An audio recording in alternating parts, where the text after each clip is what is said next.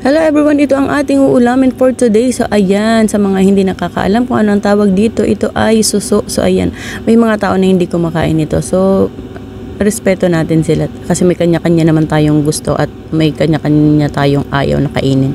At syempre haluan ko yan ng laing. So ayan, madalas nilalagay nila dito ay malunggay, pero ngayon tatry ko naman yung laing. So ayan naman yung ating gata. So ayan, masarap kasi nito, gagataan talaga siya. At syempre dapat maraming gata, kaya marami yung gata ko dyan. Ito yung ating mga sangkap, ayan, sibuyas, bawang, luya, pampalasa, at syempre yung ating siling haba.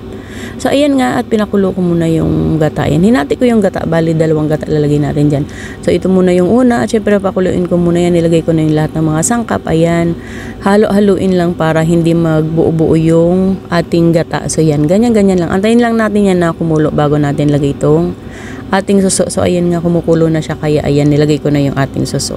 At syempre hayaan na naman natin yan dyan na kumulo hanggang manuot yung ating gata sa ating suso, kasi mas masarap yan kapag sinipsip natin yung suso ay may sabaw siya na masipsip natin yung gata. Nako, talaga namang malasa at syempre masarap talaga itong ulam na to.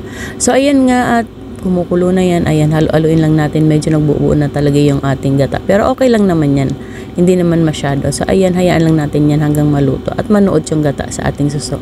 So ayan nga, at medyo konti na lang yung ating sabaw. Ayan, nilagay ko na rin yung ating laing. At syempre kapag laing, hindi yan kailangan na haluin ng haluin. So ganyan lang, isang baliktaran lang yan, okay na yan. Tapos hayaan na lang natin yan na maluto. So yan, at pag tuyo na yung unang gata na nilagay natin, so ito, nilagay ko na rin yung ating siling haba kasi luto naman na yan laing, at lalagyan na natin yung isa pang gata. So yan, kasi mas masarap to, medyo may sabaw para pag sip-sip mo ng suso, meron kang masisip-sip na gata sa loob. Napakasarap talaga ng lasa nito. So ayan nga, at syempre luto naman na yung ating suso, luto na yung ating laing, kaya hayaan na lang natin yan dyan na kumulo para maluto naman yung pangalawang gata na nilagay natin. So ganun lang kasimple magluto ng ulam na to. So ayan.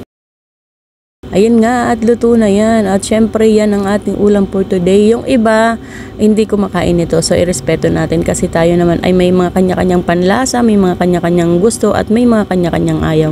Kaya sa mga ayaw nito, okay lang yan. So mga gusto nito, panigurado matatakam kayo sa ulam na ito. So ito ang ating ulam for today, ang ginataang suso na may laing or laing na may suso. Thank you for watching everyone. Let's eat!